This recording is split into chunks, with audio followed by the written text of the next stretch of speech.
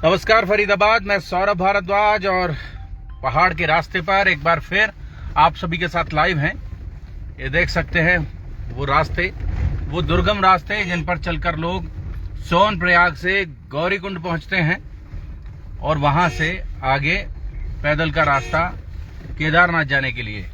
ये देख सकते हैं आप, कोई बहुत अच्छी सड़कें नहीं हैं, बहुत सकरे रास्ते हैं और इन्हीं रास्तों पर एक बार में शायद एक ही गाड़ी गुजर पाती है।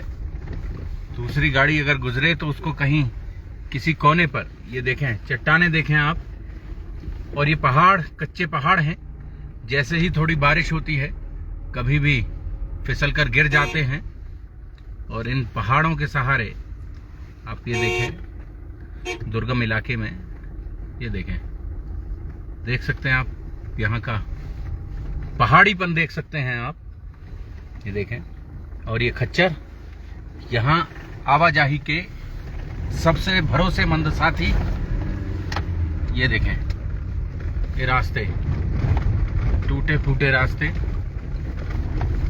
और दूसरी ओर एकदम खाई, ये देखें जहां से मंदाकिनी बहकर गुजरती है। और ये देखें, इन रास्तों से गुजरना निश्चित रूप से बहुत स्किल चाहिए, बहुत कुशलता चाहिए, निपुणता चाहिए। और ये देख सकते हैं आप पहाड़ से टपकता पानी, ये देखें, ये चट्टाने देखें, ये देखें। इन चट्टानों को देखकर आपको एहसास होगा कि कैसे मानव ने इन रास्तों पर भी जो पहाड़ काट कर रास्ते बनाए। ये देखें शानदार चट्टाने, ये पहाड़ काट कर रास्ते बनाए और अपनी मंजिलों को पाया है। हजारों सालों से लोग यहाँ केदारनाथ आते रहे हैं। ये देखें रास्ते की दुर्गमता, ये देखिए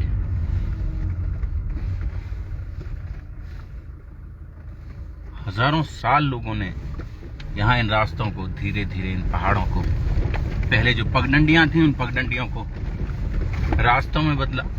छोटे रास्ते, कच्चे रास्ते, फिर ये सड़कें हो गई। लेकिन अब भी सड़कें इतनी बड़ी नहीं है कि यहाँ दो गाड़ियां एक साथ गुजर सकें। और एक गाड़ी आती है तो दूसरी गाड़ी को किनारे खड़े होना पड़ता है, दूसरी गाड़ी को रास्ता देना पड़ता है। सिद्धांत ये कहता है कि नीचे से जो आए ऊपर वाला उसे पहले रास्ता दे, क्योंकि नीचे से आने में जो ऊर्जा लग रही होती है वो ऊर्जा अपार होती है। ये देखें आप, बैठे हैं, मौसम बन रहा है, जाम छलक रहे हैं और ये खाली बोतलें यहीं फेंक दी जाएंगी और फिर यही धीरे धीरे बड़े कचरे, बहुत बड़े कचरे का कारण बनेंगी। ये देखें मंदाकिनी, नीचे वहां कल कल बहती मंदाकिनी और ये बिल्कुल हरे भरे पहाड़, ये देखें बहुत सुंदर शानदार दृश्य। ये देखें आप, ये देख सकते हैं रास्ते की दुर्गमता आपको दिखा रहे हैं हम। पहाड़ी रास्ते, ये देखिए। और ऐसा कहा जाता है, मान्यता है कि पहाड़ में सूर्योदय से पहले और सूर्यास्त के बाद यात्रा निषेध है, केवल इसीलिए क्योंकि रात में कोई भरोसा नहीं कब कहां, ये देखें बद्रीनाथ यहां से 229 किलोमीटर रह जाते हैं और कब कहां से कोई चट्टान, कोई पहाड़ खिसक कर नीचे रास्ते पर आ जाए। ये देखें, लेकिन इसके बावजूद लाखों की तादाद में हर साल लोग यहाँ पहुँचते हैं अपने इष्ट के दर्शन करने के लिए।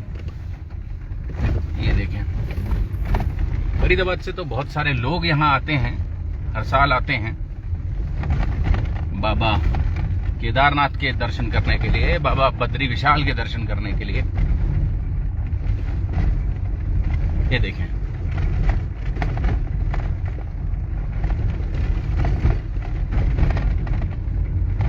ये देखिए,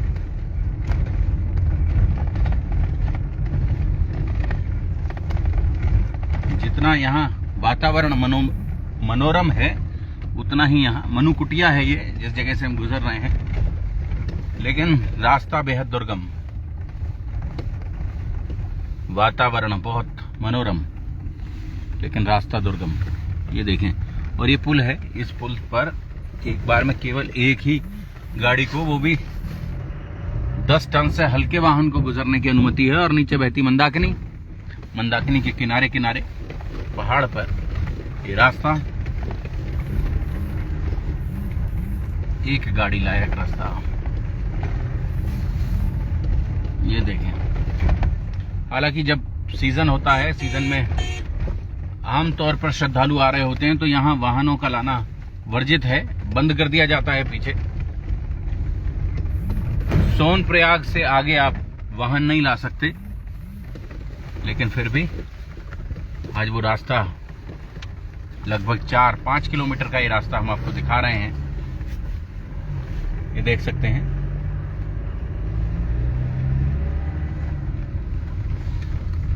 मयंक डावरा जी हमारे साथ जुड़े हैं, स्वागत है आप सभी का। ये देखिए, लेकिन भारत में पर्यटन को उस तरह से विकसित करने का प्रयास नहीं हुआ।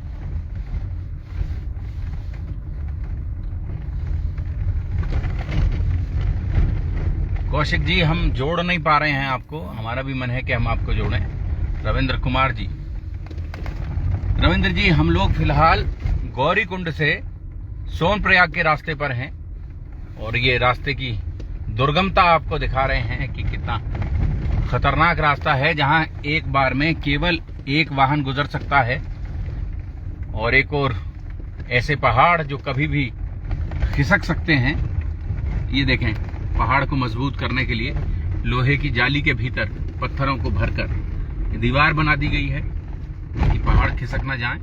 और ये, लेकिन दबाव देखें, उसमें भी खिसकी हैं ये दीवारें, ये देख सकते हैं आप। जब अभी पीछे बहुत बारिश हुई थी पहाड़ पर, तो ये सब खिसक गए थे।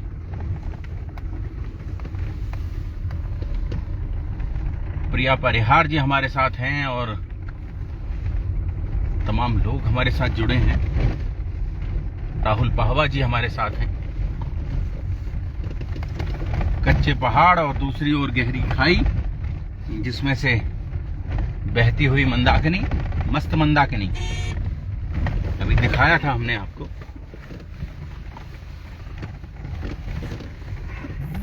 ये देखें, हालांकि हम फरीदाबाद की सड़कों पर चलने के अभ्यस्त हैं, तो हमें इन टूटी हुई सड़कों से कोई विशेष डर नहीं लगता है, लेकिन फिर भी पहाड़ पर जहां देश दुनिया के इतने सैलानी आते हैं, वहां के रास्ते, दुर्गम रास्ते इतने खराब हों, वो थोड़ा सा मन को कहीं, ये देखें आप, और बिल्कुल धूप सेकते पहाड़ के युवा। अभी फिलहाल ऑफ सीजन शुरू हो गया है, तो ठंड बढ़ रही है, तो पहाड़ पर कोई खास काम युवाओं के लिए नहीं बचा है, और मस्त होकर चढ़ते ये खच्चर, ये देख ही रहे हैं आप। ये देखें, ये देखें। और आम तौर पर यहाँ पहाड़ों पर भी अब जो लेबर है, वो या तो बिहार से आई हुई लेबर है, या नेपाल की लेबर यहाँ काम करती है पहाड़ी इलाकों पर। और ये देखें, ये देखें मंदाकिनी, ये देखें मंदाकिनी।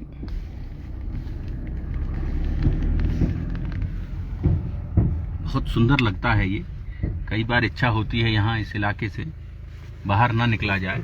ये देखें, जहाँ स्थान दिखा, हर पत्थर पूजनीय है पहाड़ पर, इस कॉन्सेप्ट को लोगों ने ये मान लिया कि यहाँ हर पत्थर पर सिंदूर पोत देना चाहिए, जबकि इसका असली मकसद ये था कि यहाँ प्रकृति की पूजा की जानी चाहिए। और ये संगम ढाबा है, देख सकते हैं यहाँ ढाबे पर। रुद्रप्रयाग 70 किलोमीटर रह जाता है ऋषिकेश से, 210 किलोमीटर दूर हैं हम फिलहाल। और जब ऋषिकेश तक आने में फरीदाबाद से 4 घंटे लगते हैं, लेकिन ऋषिकेश से यहाँ आने में लगभग 7 घंटे का समय लगता है। आप सोच सकते हैं यात्रा कितनी दुरूह है। और फिलहाल हम सोनप्रयाग में और जहां प्रयाग शब्द का इस्तेमाल हुआ, चाहे वो देवप्रयाग हो, रुद्रप्रयाग हो, सोनप्रयाग हो, वहां नदियां मिलती हैं। अब यहाँ कौन सी नदी मिलती है आप थोड़ा हमें कमेंट करके बताएं। मंदाकिनी के साथ कौन सी नदी मिल जाती है यहाँ, तो थोड़ा सा हमें कमेंट करके बताएं। ये देखें,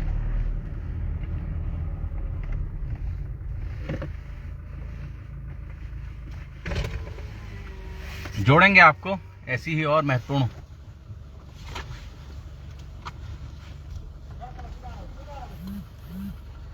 धारी देवी माता के दर्शन प्रिया जी हम लोग करके आ चुके हैं। रास्ते में थी और रात को हमने दिखाया सबको कि वहां जो वो रोशनी थी, बीच रास्ते में जो रोशनी थी, वो रोशनी बहुत अद्भुत थी। नदी के बीच में माँ देवी का मंदिर है और एक छोटे से पुल को पार करके वहां मंदिर तक जाना पड़ता है। ये समय है जिस समय टूरिस्ट नहीं है, वो कंस्ट्रक्शन का समय है, निर्माण का समय है पहाड़ में। और आप जगह जगह इस समय पहाड़ में निर्माण होते देखेंगे। जोड़ेंगे आपको ऐसी ही और दिलचस्प खबरों के साथ। बहुत बहुत धन्यवाद।